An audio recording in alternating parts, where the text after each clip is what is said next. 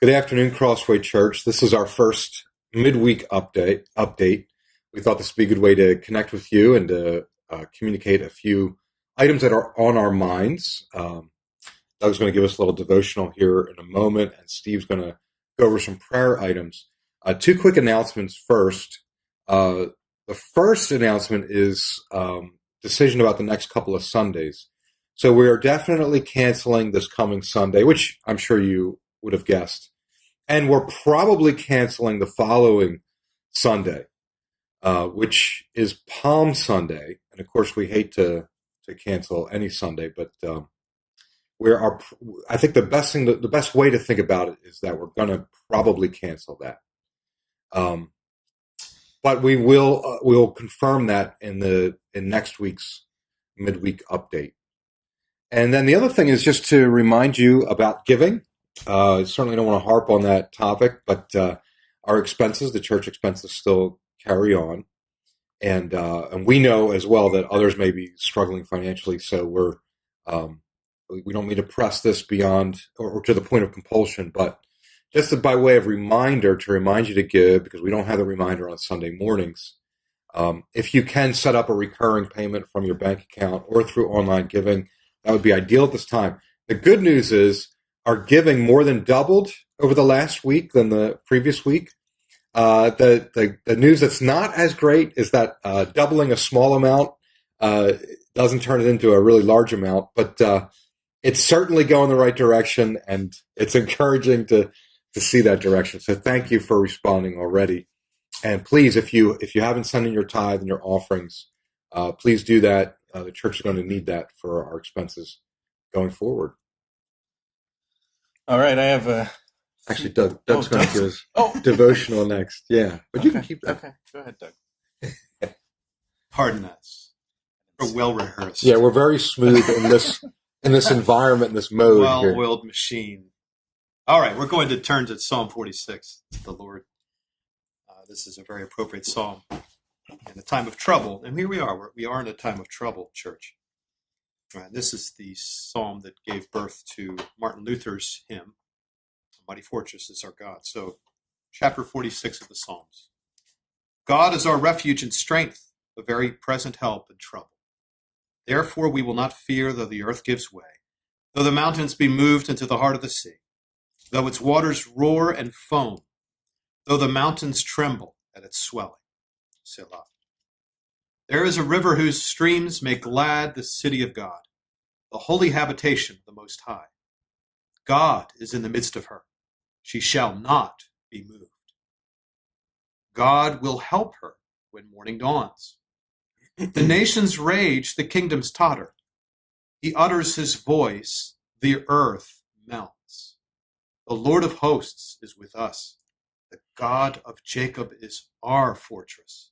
Selah. Come, behold the works of the Lord, how he has brought desolations on the earth. He makes wars cease to the end of the earth. He breaks the bow and shatters the spear. He burns the chariots with fire. Be still and know that I am God. I will be exalted among the nations. I will be exalted in the earth. The Lord of hosts is with us. The God of Jacob is our fortress. Selah. We live in a very, even as the beginning of the psalm, as the sons of Korah note here, that we are in a place that shakes and shakes very often. The world we live in is transient. It trembles. It totters. And certainly when we hit a time like this in a national crisis and really a worldwide pandemic, that we don't even yet understand where this is going, we're in a movable place. And I think what this psalm highlights is that reality, that we're being constantly subjected to God's providential and his powerful workings and his desolations. The psalmist says, behold, come, behold the desolations of the works of the Lord. He has brought desolations on the earth. The Lord's brought this. The Lord has done this. So the Lord is doing this constantly throughout all of creation. He owns it. He does whatever he pleases. Therefore, this shakeable, movable place and all the things that we have to face are all reminders that the Lord is God. The Lord is King.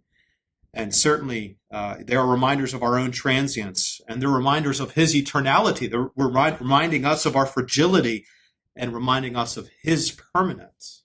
That's the whole point of these kind of desolations, is to humble mankind, to hold high the sovereign king. So our peace, as it says throughout the psalm, our peace is not found in this world in the hopes that this world will stop shaking, or that pandemics will cease, or that there will be some form of combination of political or economic or education or even militaristic combination of things that might bring about peace for mankind, or even medical hopes and the healing of these things. No, the psalmist makes it very clear. Our only solid hopes are found in God, in the eternal God, and his awesome supplies that he provides for those who fear him in this fallen world. So, his streams make heaven happy beyond imagination. That's the second part of the psalm. It talks about the streams. There's a river whose streams make glad the city of God. Where God is present, there is joy, there is happiness. It is unimaginable. The joy, the peace, the gladness that his streams bring. And his presence brings about ultimate stability. It says that he is in the habitation of his people, and where he is, his help is present. He is with his people when the morning dawns. And even though the nations rage and the kingdoms totter and the earth is melting around us, God is with us. There's a sense of where God is, there is all we need. And that really is, I think, ultimately what we're to draw a conclusion from, something like that we're facing now as a country and as individual families and as a church, is that God is God and we are his people. And all we need is in Jesus Christ. And let us find our only and solid hopes in him. So let's do that together, church. Thanks, Doug. Sure. We want to talk about prayer requests now, and that's even just as Doug was talking about, when things are unsettled. Like I've realized over the last week and a half how much the change in my routines and schedules has been a little disorienting, and it's really an opportunity for us to turn to God, right? So you think about Philippians 4, the Lord is at hand. Do not be anxious about anything. And so we want to update you on some prayer requests. We'll be sending out an email later. Please do pray through these things with your friends, families, care groups as you're able.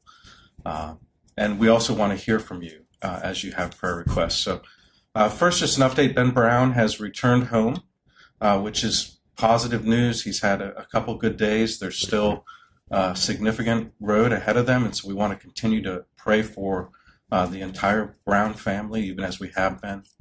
Audrey Gaiman has also returned home, and that's very encouraging to see her out of the hospital doing well, benefiting from the surgery. Alex Funk's father, the diagnosis for him is quite serious. It's a terminal diagnosis. So please do pray for that family, that entire family. That's sudden and disruptive news. And so for them to know God's comfort in the midst of their sorrows. As Pete mentioned, we do want to also continue to pray for each other with finances. And beyond that, as you face financial need, the deacons are prepared to help and the care groups are structured to help. So please do. I know there's a lot of job changes going on, a lot of uncertainty. Please do keep in touch with your care group, especially your care group leaders, so that they can know what's going on. They can care for you and walk through things with you.